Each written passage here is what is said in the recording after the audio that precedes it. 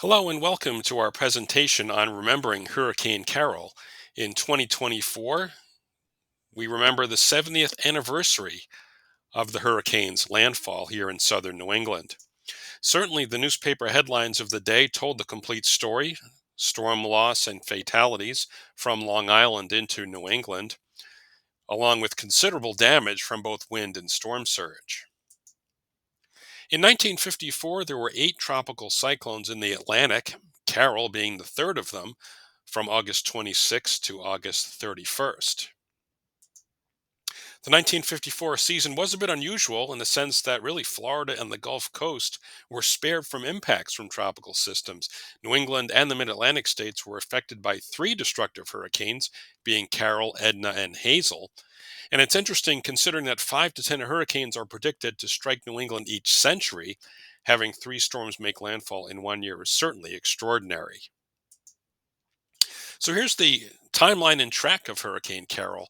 The storm formed on August 25th in the central Bahamas and was located about 100 to 150 miles east of Charleston, South Carolina on August 30th.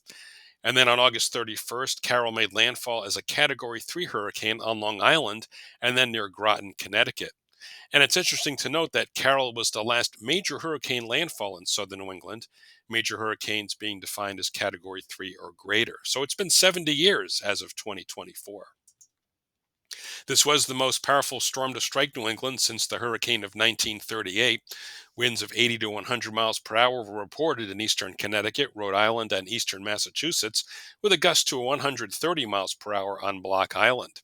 Some coastal communities in Rhode Island were almost completely destroyed from storm surge, and a third of all New Englanders lost power. The outages lasted for several days. In Connecticut, hundreds of oceanfront cottages were damaged or destroyed. In particular, New London, Groton, and Mystic were nearly wiped out. And in Providence, storm surge flooding 8 to 12 feet deep affected the city. The storm surge was over 14 feet in both Providence and New Bedford along the south coast. Over 4,000 homes, 3,500 automobiles, and 3,000 boats were destroyed. Carroll was responsible for 60 deaths and $461 million in damage, which totals to $5.25 billion today. And Hurricane Carroll was the costliest disaster in U.S. history until Hurricane Diane surpassed it the following year in 1955. Here's another look at the track of Hurricane Carroll and the maximum wind speeds on the left. Note that the highest wind speeds, which is typical of New England hurricanes, occur along and to the east of the track, while the heaviest rainfall tends to occur along and west of the track. Here's a quick look at some of the wind speeds as well, showing that peak of 130 miles per hour on Block Island and 125 miles per hour at the Blue Hill Observatory in Milton, Massachusetts, followed by other wind gusts listed in the table. Weather observations at TF Green Airport in Providence actually showed the eye passing overhead around 11:45 a.m. There was a peak wind gust of 105 miles per hour prior to that at 10:20 in the morning, and rainfall from Carroll totaled 2.60 inches. Looking at some of the damage photos, we'll start up in Boston, where the steeple of the Old North Church was actually toppled by Hurricane Carol's high winds. And this was the second steeple. The original was destroyed by the Great Gale of Boston in 1804. Looking around at some of the other damage photos, this is in Ipswich, Massachusetts, in Marblehead, Massachusetts, down into southeast Massachusetts and Brockton, there was considerable damage. Also in Quincy. In southern Rhode Island, note some of the wind damage that was experienced in Newport.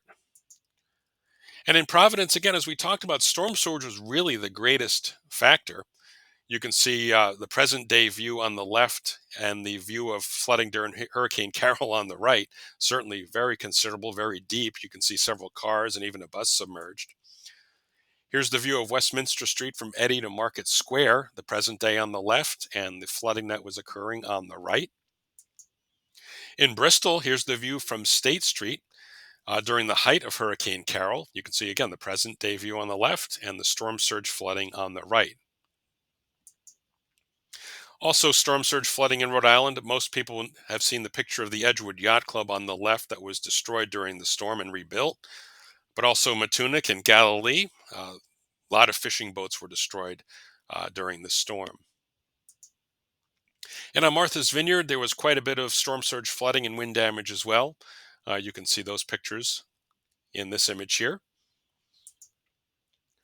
And interesting to see in Oakland Beach in Warwick, there were two debris lines that were noted after the storm. The first debris line was where homes were actually destroyed and dislodged from their foundation. And the second debris line further inland was where all the debris was pushed into, causing structural damage on those properties. So quite a bit of storm surge up into Narragansett Bay. So, looking at some of the meteorology behind Carol, you've got to remember in 1954 there were no weather satellites and no computer models, no coastal weather radars. Actually, weather radar was in its infancy during that time, and forecasts were sent by teletype.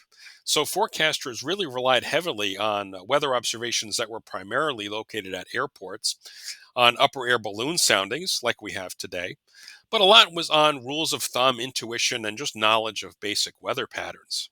There were no certainly there was no computer guidance or long range models to assist. So, looking at the analysis from that day on the left, this is the 500 millibar map, which is roughly at about 18,000 feet.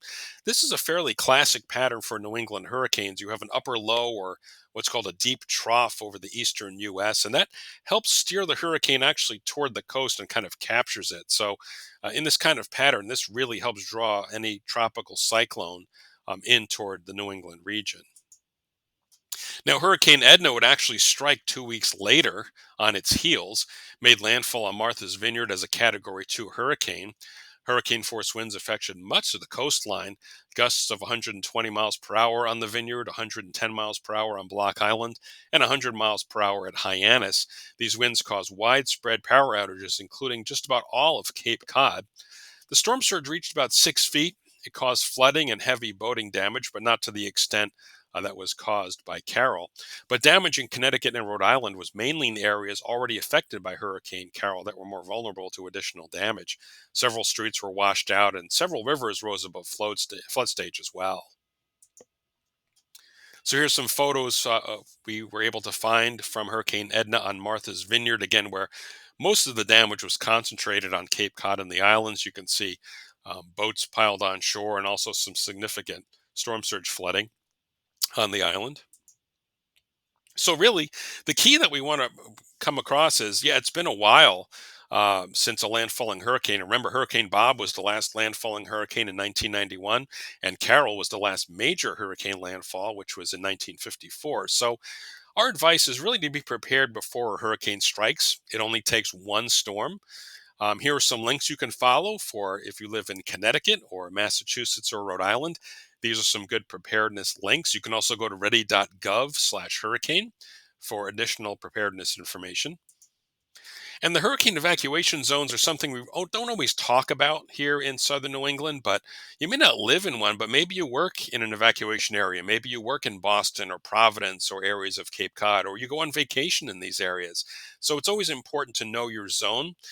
There are links available you can find through an online search that will take you to these maps. So you can know if you live or work in an area that's prone to flooding. Another good resource is our tropical briefing page. This is kind of a one stop shop for all tropical weather information from the outlooks to active storms to local threats and impacts when we have watches or warnings posted here in southern New England. You can also look through satellite or radar or social media information. And there is a preparedness link there as well as some other links that you may find useful. Just go to weather.gov/Boston/tropical or you can use the hurricane icon, which is located at the bottom of the page.